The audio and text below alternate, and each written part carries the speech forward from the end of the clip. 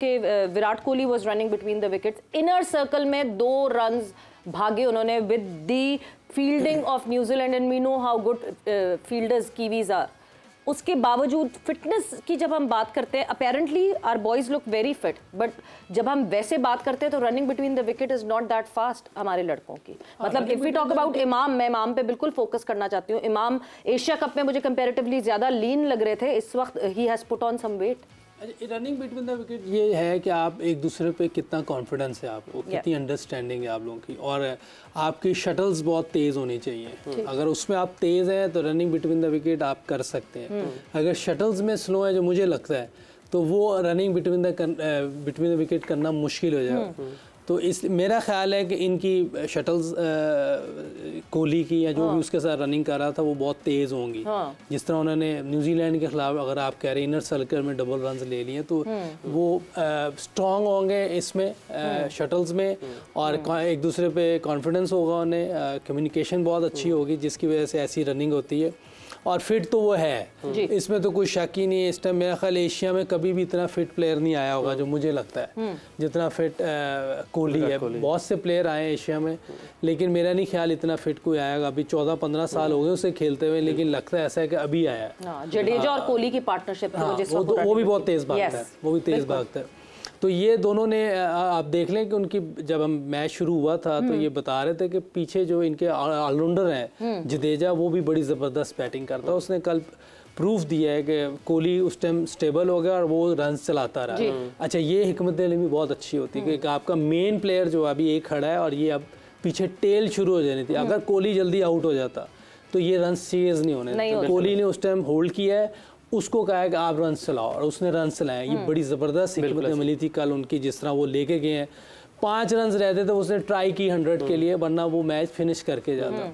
तो दोनों ने क्लास इनिंग खेली है, और कोहली को तो आदत पड़ गई इस तरह की इनिंग्स खेलने की, जिस तरह के उसका रन चेस का, मैं अगर 90% उसकी रेशो है रन चेस करते हो वर्ल्ड में। और साथ इनके जो नीचे से आते हैं जैसे जडेजा है, अगर वो भी, उसको भी बहुत अच्छी गेम अवेयरनेस है, किस तरह मैच लेके चलते हैं। तो ये एक प्रॉपर एक टीम बनी हुई है, जिसको कहते हैं ना, एक मेहनत हुई नजर आ रही है उन पे।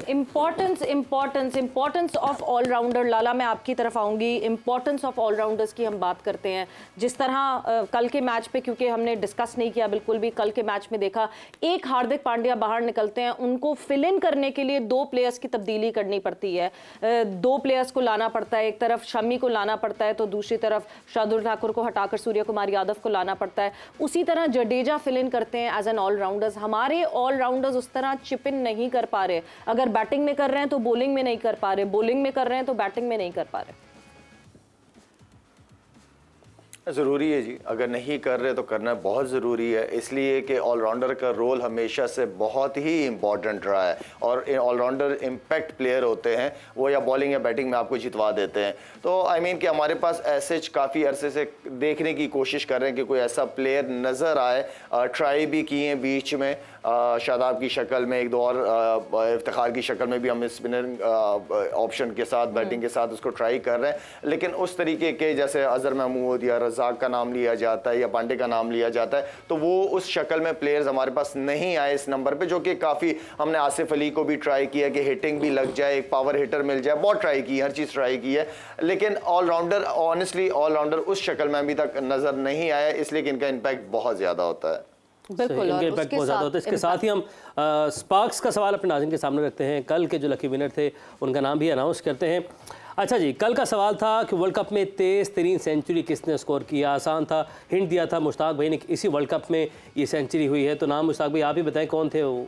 साउथ अफ्रीकन बैट्समैन थे, नंबर 2, वो नंबर 3 पे खेलते हैं। बिल्कुल ठीक है, और उनका नाम एम से शुरू होता है। जी बिल्कुल, मरकरम उनका नाम है जी।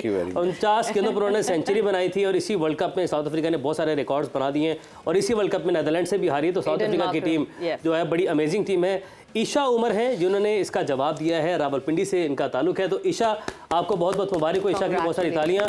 और ईशा, आपको मिलता है स्पार्क्स S3 का smartphone and shine with sparks. Power play में छक्का लग गया है स्पार्क्स की अनाउंसमेंट के साथ ही। पाकिस्तान ने पावर प्ले में छक्का मार दिया। ले जी, सबको अब जवाब मिल गया कि पाकिस्तान जहाँ पे मौका मिलेगा वहाँ पर आप लगाएंगे छक्का, ज़रूरी नहीं है। बहरहाल ये अब्दुल्ला को एजाज़ आता है कि अब्दुल्ला ने पावर प्ले में छक्का मारा। बिलाखिर 2023 का पाकिस्तान का पावर प्ले का ये पहला छक्का है। और इसके साथ ही जो आज का सवाल आप लोगों के सामने रखते हैं कि वर्ल्ड कप में सबसे ज़्यादा बार 0 पर आउट होने का एजाज़, ये एजाज़ तो नहीं है, लेकिन ये किसके सर है, किस खिलाड़ी को ये एजाज़ हासिल है, चले ऐसे कह देते हैं।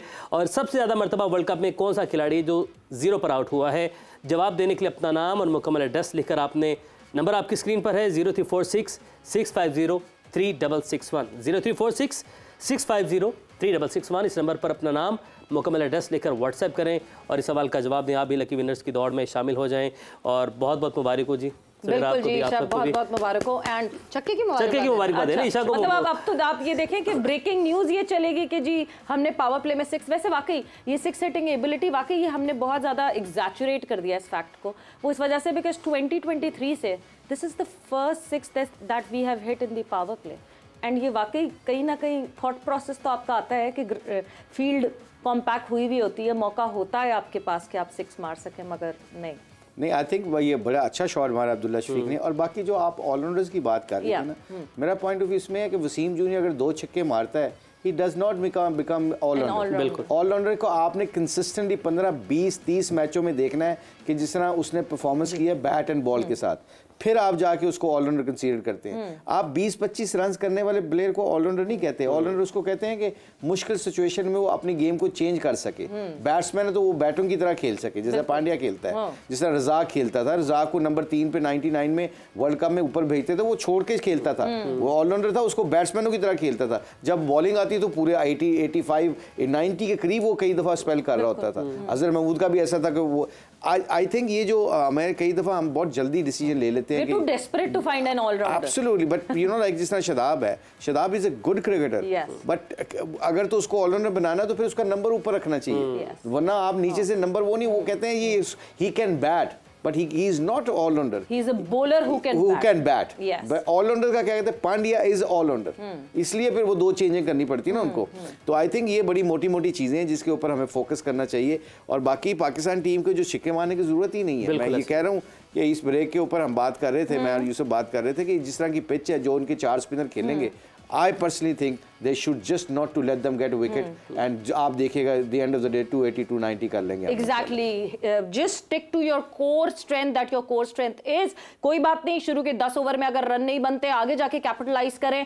and a bowler who can bat is not an all rounder, ये बात हमें वाजे हो जानी चाहिए। ब्रेक का वक्त हुआ है, ब्रेक पर जा रहे, ब्रेक से वापस आते तो कॉन्वर्सेशन को आगे बढ़ाते हैं।